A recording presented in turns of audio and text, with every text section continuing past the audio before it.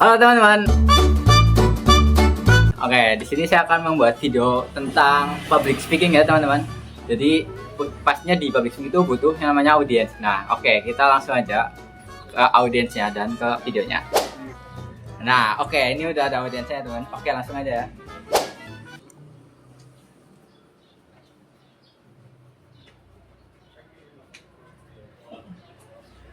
Oke, halo teman-teman. Halo. Halo. Oke, sebenarnya perkenalan dulu, nama saya itu Bagas Diprasetyo. Nah, saya di sini itu sebagai ketua Karang Taruna di Kelurahan Cilacap Utara, teman-teman. Nah, di sini tuh saya bakal ngebahas tentang pembangunan mall yang ada di Cilacap, mall pertama di Cilacap. Nah, mungkin teman-teman di sini udah pada tahu lah ya tentang bakal ada pembangunan mall pertama di Cilacap.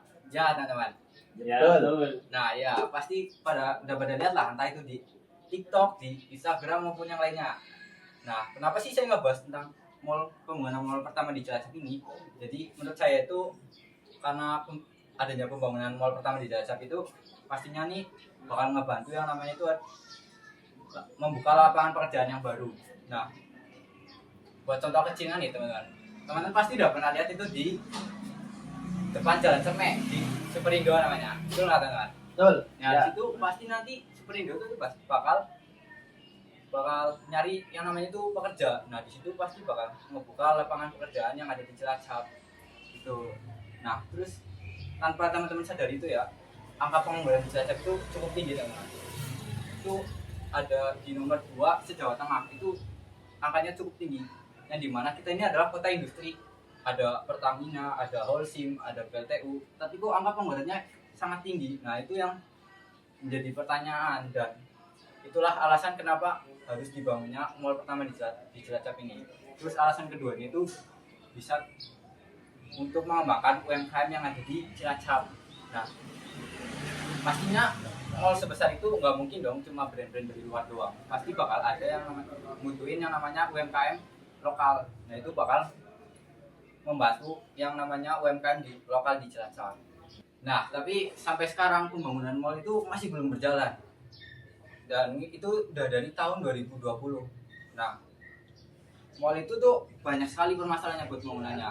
Mungkin di tahun 2020 itu permasalahannya itu karena adanya COVID-19. Jadi buat perizinan yang lainnya tuh bakal terhambat. Nah, sampai sekarang tuh ada dokumen yang masih belum terselesaikan.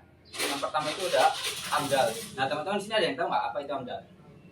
Tahu. Ya, betul pasti Mas. Itu AMDAL itu analisis mengenai dampak lingkungan. Jadi isinya itu AMDAL tentang analisis dan perizinan untuk lingkungan ke depannya.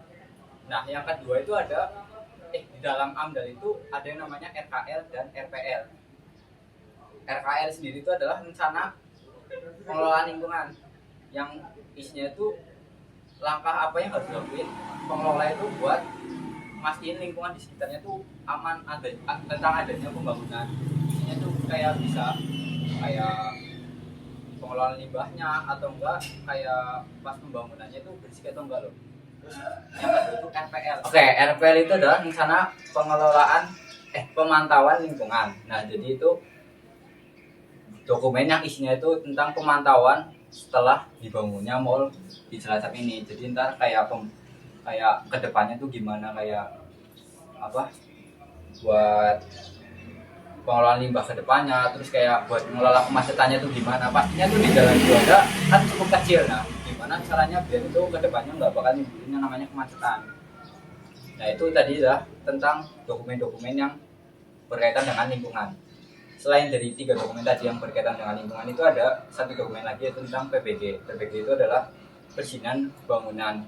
Nah, itu dokumen yang isinya itu untuk perizinan di gedung-gedung di Indonesia. Pastinya di semua gedung di Indonesia itu ada yang namanya dokumen PBG.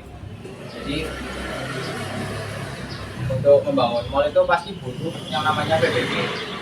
Nah, itu tadi itu adalah permasalahan yang ada di dalam pembangunan mall di Cilacap. Nah, jadi harapan saya itu untuk pemerintah sekitar di Cilacap itu semoga dokumen itu cepat terselesaikan yang nantinya bakal langsung dimulai buat pembangunannya, dan nantinya itu bakal ngebuka lapangan pekerjaan, dan harapan saya juga bakal mengurangi angka pengangguran yang ada di Cilacap itu sendiri. Gitu teman-teman.